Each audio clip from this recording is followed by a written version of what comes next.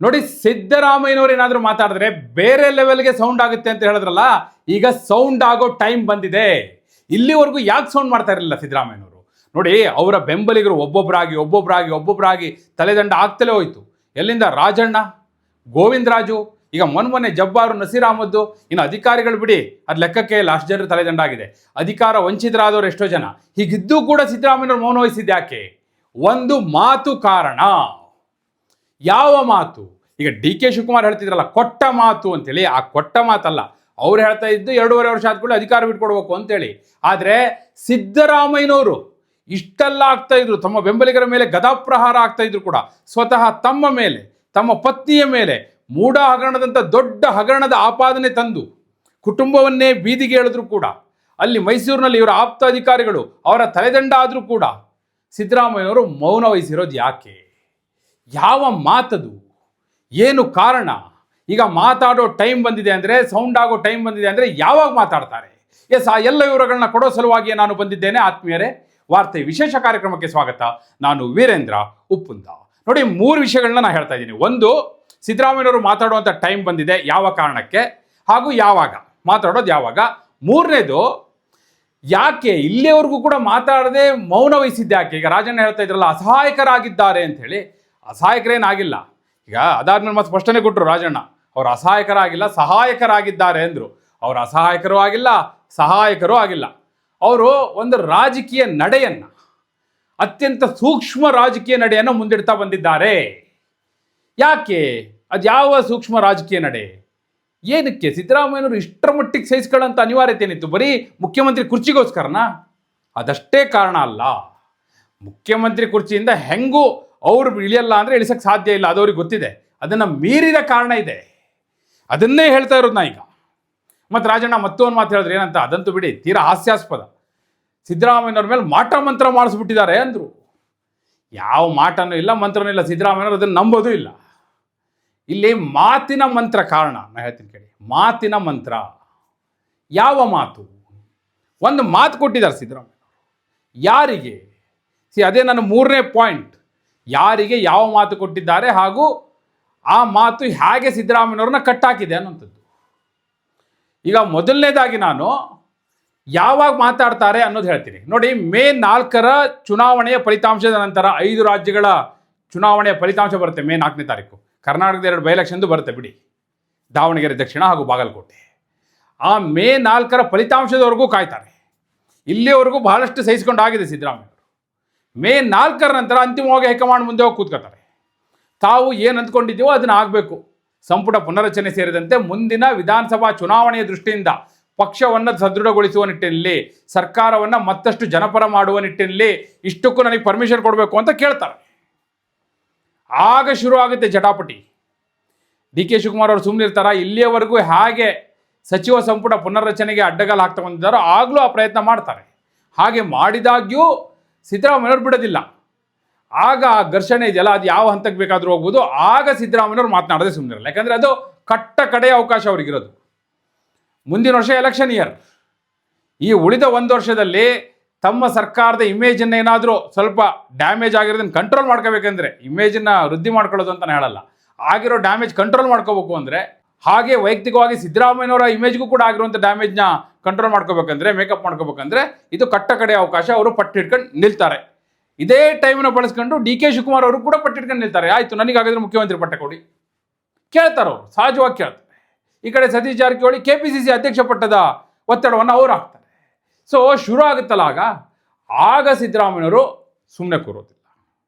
ಏನಾದರೂ ಎಗೇನ್ ನನ್ನ ವಿರುದ್ಧವೇ ಎಲ್ಲವೂ ಹೋಗ್ತಾ ಇದೆ, ಇದು ಹಿಂಗೇ ತಳ್ಕೊಂಡು ಹೋಗೋದು ಅನ್ನೋ ಲೆಕ್ಕ ಆದರೆ ಅವರು ಒಪ್ಲಿಕ್ಕೆ ಈ ಸತಿ ಅಂತೂ ರೆಡಿ ಇರೋದಿಲ್ಲ. ಸೊ ಮೇ 4ರ ನಂತರ, ಮೇ ತಿಂಗಳಿನಲ್ಲಿ ಒಂದು ಸ್ಫೋಟ, ರಾಜಕೀಯ ಸ್ಫೋಟ ನಿಶ್ಚಿತ. ಸರಿ, ಹಾಗಾದರೆ ಆಯಿತು. ಈಗ ಸಿದ್ದರಾಮಯ್ಯನವರು ಮಾತಾಡೋದು ಯಾವಾಗ, ಯಾಕೆ ಮಾತಾಡ್ತಾರೆ, ಕ್ಲಿಯರ್ ಆಯ್ತು ನಿಮಗೆ.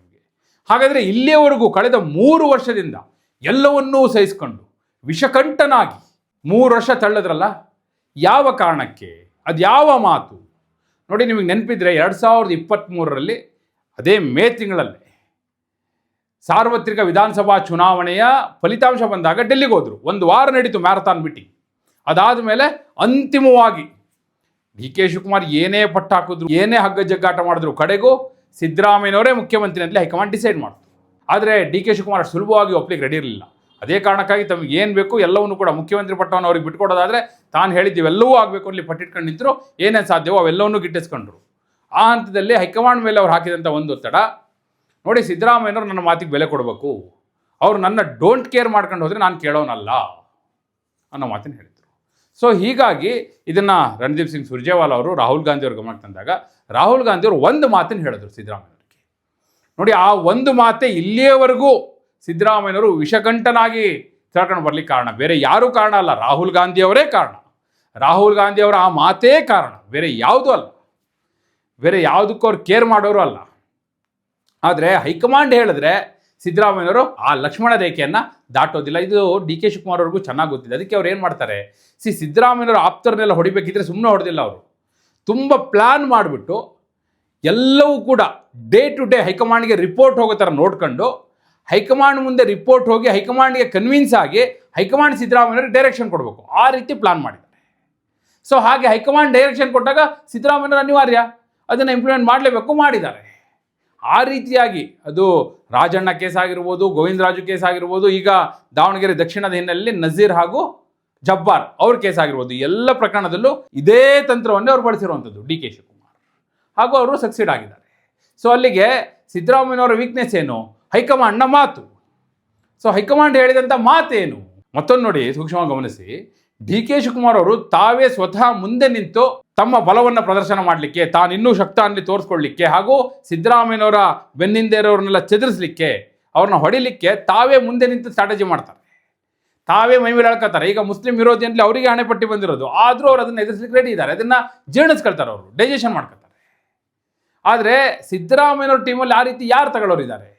ನಾನು ತಲೆ ಮೇಲೆ ತಗೋತೀನಪ್ಪ ಅಲ್ಲಿ ಯಾರು ತಗೋತಾರೆ? ಮತ್ತು ನೋಡಿ, ಹೋಗಿರೋದೆಲ್ಲ ಸಿದ್ದರಾಮಯ್ಯನವ್ರ ಕಡೆಯವ್ರದ್ದೇ ವಿಕೆಟು, ಅವರ ಕುಟುಂಬಕ್ಕೆ ಎಫೆಕ್ಟ್ ಆಗಿದ್ದು, ಅವ್ರ ಕುಟುಂಬಕ್ಕೆ ಡ್ಯಾಮೇಜ್ ಆಗಿದ್ದು. ಆದರೆ ಡಿ ಕೆ ಶಿವಕುಮಾರ್ ಅವರ ಆಪ್ತರು ಏನಾದರೂ ಡಿ ಕೆ ಸುರೇಶ್ ಅವ್ರ ಮೇಲೆ ಯಾವ್ದಾದ್ರು ಆರೋಪ ಬಂತ? ಏನಾದರೂ ಡ್ಯಾಮೇಜ್ ಆಯಿತಾ? ಇಲ್ಲ. ಅವ್ರದ್ದೇನಾದ್ರು ತಲೆದಂಡ ಆಯಿತಾ? ಇಲ್ಲ. ಹೋಗಲಿ, ಬೇರೆ ಯಾರು? ಈಗ ಡಿ ಕೆ ಶಿವಕುಮಾರ್ ಅವರ ಆಪ್ತರು ಅಲ್ಲಿ ಗುರುತಿಸ್ಕೊಂಡಿರೋರು ಯಾರಾದರೂ ಒಬ್ಬರೇ ಒಬ್ಬರು ಸಚಿವರು ರಾಜೀನಾಮೆ ಕೊಟ್ರಾ?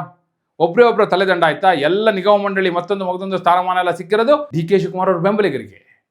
ಹೀಗಿರುವಾಗ ಡಿ ಕೆ ಶಿವಕುಮಾರ್ ಅವ್ರನ್ನ ಇಷ್ಟರ ಮಟ್ಟಿಗೆ ಶಕ್ತರನ್ನಾಗಿ ಮಾಡುವಂಥ ಆ ಮಾತು ಯಾವುದು ಅಂದರೆ, ನೋಡಿ ಸ್ಪಷ್ಟವಾಗಿ ಹೇಳ್ತಾ ಇದ್ದೀನಿ, ರಾಹುಲ್ ಗಾಂಧಿ ಅವರು ನೇರವಾಗಿ ಸಿದ್ದರಾಮಯ್ಯವ್ರಿಗೆ ಹೇಳಿದರು, ನೋಡಿ ಸಿದ್ದರಾಮಯ್ಯವ್ರಿಗೆ ನಮಗೆ ಸರ್ಕಾರ ಉಳಿಯಬೇಕು, ಒಂದು ವೇಳೆ ನೀವೇನಾದರೂ ಡಿ ಕೆ ಶಿವಕುಮಾರ್ ಅಸಮಾಧಾನಗೊಳ್ಳುವ ಹಾಗೆ ಮಾಡಿದ್ರೆ, ಅವರು ಕೆರಳಿ ಹೊರ ಹೋಗುವ ಹಾಗಾದರೆ ಅದರಿಂದ ಅಧಿಕಾರ ಕಳ್ಕೊಳ್ಳೋದು ನೀವು ಮತ್ತು ನಾವು.